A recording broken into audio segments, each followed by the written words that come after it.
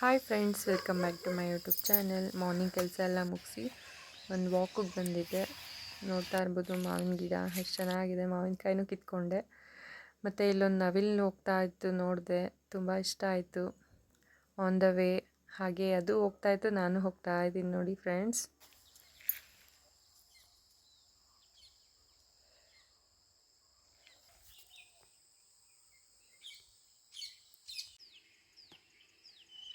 ಎಷ್ಟು ಚೆನ್ನಾಗಿ ಓಡೋಗ್ತಾ ಇತ್ತು ನೋಡಿ ನವಿಲು.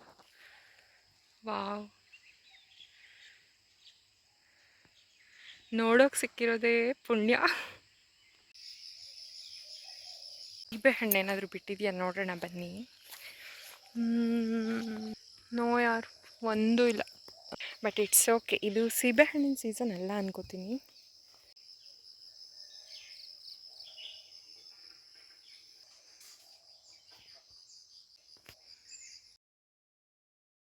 ಇಲ್ಲ, ಪುಟ್ಪುಟಾಣಿ ಮೊಗ್ಗು ಚೆನ್ನಾಗಿದೆ. ಅಲ್ಲೊಂದು ಇಲ್ಲೊಂದು ರೆಡ್ ಯಾಕೆ ಮುಗೀತು, ನಾನು ಮನೆಗೆ ಹೋಗ್ತೀನಿ. ಆ ನವಿಲಿಂದ ಓಡಿ ಓಡಿ ಸಾಕಾಗೋಯ್ತು ನನಗೆ. ಸಿಗಲೇ ಇಲ್ಲ ಹತ್ರದಲ್ಲಿ ನೋಡೋಣ ಅಂದರೆ ಓಡ್ಬಿಡ್ತು. ಫ್ರೆಂಡ್ಸ್, ಇದರೊಳಗೆ ಏನಿದೆ ಅಂತ ಕೇಳ್ತೀರಾ? ಬನ್ನಿ ತೋರಿಸ್ತೀನಿ. ನಮ್ಮ ಎತ್ತಿನ ಗಾಡಿ ಇದೆ. ಇದು ನಮ್ಮ ತಾತನ ಕಾಲದ್ದು ಎತ್ತಿನ ಗಾಡಿ. ಗಾಳಿ ಮಳೆಗೆ ಹಾಳಾಗ್ಬಿಡುತ್ತೆ ಅಂತ ಈ ಥರ ಗುಡಿಸ್ಲಲ್ಲಿ ಇಟ್ಟಿದ್ದಾರೆ. ಮತ್ತು ಇಲ್ಲೊಂದು ದಾಸವಾಳದ ಗಿಡ ಇದೆ ನೋಡಿ, ತುಂಬ ಚೆನ್ನಾಗಿ ಹೋಗ್ಬಿಟ್ಟಿದೆ. ಇಲ್ಲಿ ತೋಟಕ್ಕೆ ಬಂದರೆ ಹಕ್ಕಿಗಳ ಚಿಲಿಪಿಲಿ ಕೇಳೋದೇ ಒಂದು ಚೆನ್ನಾಗಿರುತ್ತೆ. ನಾನು ನಿಂಗೋಸ್ಕರ ಏನೋ ತಂದಿದ್ದೀನಿ ನೋಡು. ವೆಲ್ಕಮ್ ಪಾಪು. ಫ್ರೆಂಡ್ಸ್, ಇವ್ರು ಯಾರು ಅಂತ ನೋಡ್ತಾ ಇದ್ದೀರಾ? ಇವರು ನಮ್ಮ ಅಜ್ಜಿ. ವಯಸ್ಸಾಗಿದೆ ಅಲ್ವಾ, ಒಂಥರ ಮಗು ಥರ ಆಗಿಬಿಟ್ಟಿದ್ದಾರೆ. ಎಣ್ಣೆ ಹಚ್ಚಿ ತಲೆ ಬಾಚ್ತಾ ಇದ್ದೀನಿ.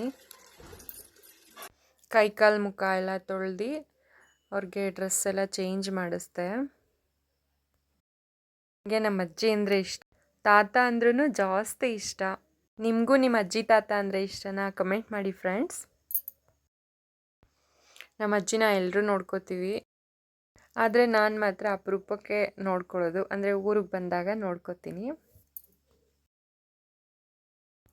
ಕಾಲ್ಗೆಜ್ಜೆ ಬೇಕು ಅಂತ ಮಕ್ಕಳು ಥರ ಹಠ ಮಾಡ್ತಾಯಿದ್ರು, ಮತ್ತು ಓಲೆನೂ ಬೇಕು ಅಂತ ಹೇಳ್ತಾಯಿದ್ರು ನೋಡಿ. ಹಾಕ್ತಾ ಇದ್ವಿ. ನಮ್ಮ ಅಜ್ಜಿ ಹೇಗೆ ಕಾಣಿಸ್ತಾ ಇದ್ದಾರೆ ಕಮೆಂಟ್ ಮಾಡಿ ಫ್ರೆಂಡ್ಸ್. ಅದಾದಮೇಲೆ ನಾನಿಲ್ಲಿ ಹಳಸಿನಕಾಯಿ ಬೀಜನ ಬಿಡಿಸಿಟ್ಕೋತಾ ಇದ್ದೀನಿ ಸಾಂಬಾರಿಗೆ. ಈರುಳ್ಳಿ ಟೊಮೊಟೊ ಎಲ್ಲ ಒಗ್ಗರಣೆಗೆ ಹಾಕ್ಕೊಂಡು ತೊಳೆದಿಟ್ಕೊಂಡಿರುವಂಥ ಸೊಪ್ಪನ್ನ ಹಾಕ್ಕೊಂಡು ಚೆನ್ನಾಗಿ ಹುರ್ಕೋತಾ ಇದ್ದೀನಿ. 2 ಸ್ಪೂನ್ ಖಾರದ ಪುಡಿ ಮತ್ತು 2 ಸ್ಪೂನ್ ಧನಿಯಾ ಪುಡಿನ ಹಾಕಿ ಚೆನ್ನಾಗಿ ಹುರ್ಕೋತಾ ಇದ್ದೀನಿ. ಮತ್ತು ರುಚಿಗೆ ತಕ್ಕಷ್ಟು ಉಪ್ಪನ್ನ ಹಾಕೋತಾ ಇದ್ದೀನಿ. ಅದಾದಮೇಲೆ ಜಜ್ಜಿ ಬಿಡಿಸಿಟ್ಕೊಂಡಿರೋಂಥ ಹಲಸಿನಕಾಯಿ ಬೀಜನೂ ಹಾಕ್ತಾಯಿದ್ದೀನಿ. ಚೆನ್ನಾಗಿ ತೊಳೆದು ಇಟ್ಕೊಂಡಿರೋಂಥ ತೊಗರಿ ಬೇಳೆನ ಹಾಕಿ ಮಿಕ್ಸ್ ಮಾಡ್ಕೊತಾ ಇದ್ದೀನಿ. ಅದಾದಮೇಲೆ ರುಬ್ಬಿರೋಂಥ ತೆಂಗಿನಕಾಯಿನ ಹಾಕ್ತಾಯಿದ್ದೀನಿ. ಚೆನ್ನಾಗಿ ಮಿಕ್ಸ್ ಮಾಡಿ ಸಾಂಬಾರಿಗೆ ಎಷ್ಟು ಬೇಕಷ್ಟು ನೀರನ್ನು ಸೇರಿಸ್ಕೊಂಡು 1-2 ವಿಷಲ್ ಹಾಕಿಸಿದ್ರೆ ಸಾಂಬಾರು ರೆಡಿ ಆಗುತ್ತೆ. ಮಜ್ಜಿಗೆಗೆ ಶುಂಠಿ, ಹಸಿಮೆಣಸಿನ್ಕಾಯಿ, ಈರುಳ್ಳಿ, ಕೊತ್ತಂಬರಿ, ಸ್ವಲ್ಪ ಉಪ್ಪು ಮತ್ತು ಸೌತೆಕಾಯಿನ ಸೇರಿಸ್ಕೊಂಡು ಚೆನ್ನಾಗಿ ಮಿಕ್ಸ್ ಮಾಡ್ಕೊತಾ ಇದ್ದೀನಿ. ನೋಡಿ ಫ್ರೆಂಡ್ಸ್, ಮಧ್ಯಾಹ್ನದ ಊಟ ರೆಡಿಯಾಗಿದೆ. ಅದಾದಮೇಲೆ ಆಶಾ ಕಾರ್ಯಕರ್ತೆಯವರು ಬಂದಿದ್ದರು ವ್ಯಾಕ್ಸಿನ್ ಬಗ್ಗೆ ತಿಳಿಸ್ಕೊಡೋದಕ್ಕೆ. ಮಕ್ಕಳುಗಳಿಗೆ ವ್ಯಾಕ್ಸಿನ್ ಕೊಡಬೇಕು. ಅದು ಮೊದಲು ಏನು ಅಂದರೆ ಗರ್ಭಕೋಶ ಕ್ಯಾನ್ಸರ್ನ ತಡೆಗಟ್ಟಕ್ಕೋಸ್ಕರ, ಅದಕ್ಕೋಸ್ಕರನೇ ಈ ವ್ಯಾಕ್ಸಿನ್ ಅನ್ನು HPV ವ್ಯಾಕ್ಸಿನ್ ಅಂತ ಅದ್ರ ಹೆಸರು. ಅದನ್ನು ಆ ಮಕ್ಕಳಿಗೆ ಅದನ್ನು ಯಾವ ಟೈಮಿಗೆ ಅಂದರೆ 14 ವರ್ಷದಲ್ಲಿ ಅಂದರೆ ಅವಳು ಬರ್ತಡೇ ಆಗಿರಬೇಕು. ಮಕ್ಕಳಿಗೆ ಆ ಮಗುಗೆ ಬರ್ತಡೇ ಆಗಿರಬೇಕು ವ್ಯಾಕ್ಸಿನ್ ತಗೋಬೇಕು ಅಂದ್ರೆ 14 ವರ್ಷದ್ದು ಬರ್ತಡೇ 14 ವರ್ಷ ಕಂಪ್ಲೀಟ್ ಆಗಿರಬೇಕು. ಅವಾಗ ಅಂತ ಸಮಯದಲ್ಲಿ ಈ ವ್ಯಾಕ್ಸಿನ್ ಹಾಕ್ಸ್ಬೇಕು. ಮಾಹಿತಿ ಇಷ್ಟ ಆದರೆ ಲೈಕ್ ಮಾಡಿ ಫ್ರೆಂಡ್ಸ್. 14 ವರ್ಷದ ಹೆಣ್ಮಕ್ಳಿಗೆ ವ್ಯಾಕ್ಸಿನ್ನ ಹಾಕಿಸಿ. ಪ್ರತಿಯೊಬ್ಬರು ಹಾಕಿಸ್ಕೋಬೋದು, ಆದರೆ 14 ವರ್ಷದ ಮಕ್ಕಳಿಗೆ ಗೌರ್ಮೆಂಟಿಂದ ಫ್ರೀ ಕೊಡ್ತಾ ಇದ್ದಾರೆ. ಇನ್ನು ಮಿಕ್ಕಿದವರು ಪ್ರೈವೇಟಲ್ಲಿ ಹಾಕಿಸ್ಕೋಬೇಕು ಅಂತ ಹೇಳಿದ್ರು ಫ್ರೆಂಡ್ಸ್ ಅವರು. ಅದಾದಮೇಲೆ ನಮ್ಮಮ್ಮ ಈ ಹೂವಿಂದ ನೆಕ್ಲೆಸ್ ಮಾಡ್ಕೊಡ್ತೀನಿ ಅಂದರು. ನಿಜವಾಗ್ಲೂ ಇದರಿಂದ ನೆಕ್ಲೆಸ್ ಮಾಡ್ಬೋದಾ ಅಂತ ಡೌಟ್ ಇತ್ತು, ಬಟ್ ಅದು ನಿಜ ಆಯಿತು. ತುಂಬ ಖುಷಿ ಆಯಿತು. ಅಮ್ಮ ಚಿಕ್ಕವರಿದ್ದಾಗ ಈ ಥರ ಎಲ್ಲ ಮಾಡಿ ಅವರು ಹಾಕೋತಾ ಇದ್ರಂತೆ. ಈ ಥರ ಎಲ್ಲ ಆಟ ಆಡ್ತಾ ಇದ್ವಿ ಅಂತ ಹೇಳ್ತಾ ಇದ್ರು. ತುಂಬ ಖುಷಿ ಆಯಿತು ಫ್ರೆಂಡ್ಸ್. ಏನೇನು ಮಾಡ್ತಿದ್ರಿ? ಓಲೆ ಮಾಡ್ಕೊತಿದ್ರಾ?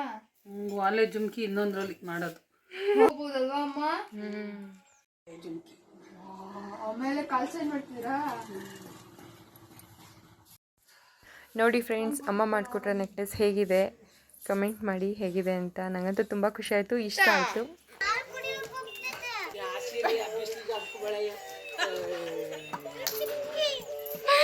ಅಂಗ್ಳಾಗಿದ್ದೀನಲ್ಲ ಅಕ್ಕ ತಂಗ ಆಡ್ತಾ ಇದೀಯಲ್ವ, ಆ ಥರ ಕಿವಿಗೆ ಹಾಕ್ಯಂದು ಆ ಥರ ಕಿವಿ ಮಾಡ್ಕೊಂಡು ನಿಂತೀಯಲ್ಲ, ಆ ಬಿಸಿಲಲ್ಲಿ ನೋಡಲ್ಲಿ ಇದು ಗೊರಕರ್ಮಂತೆ ಹಳ್ಳಿಲ್ಲ, ಗೊರಕರ್ಮಂತೆ ಹಳ್ಳಿಲ್ಲ, ಆ ಹೂವು ಕಿವಿಗೆ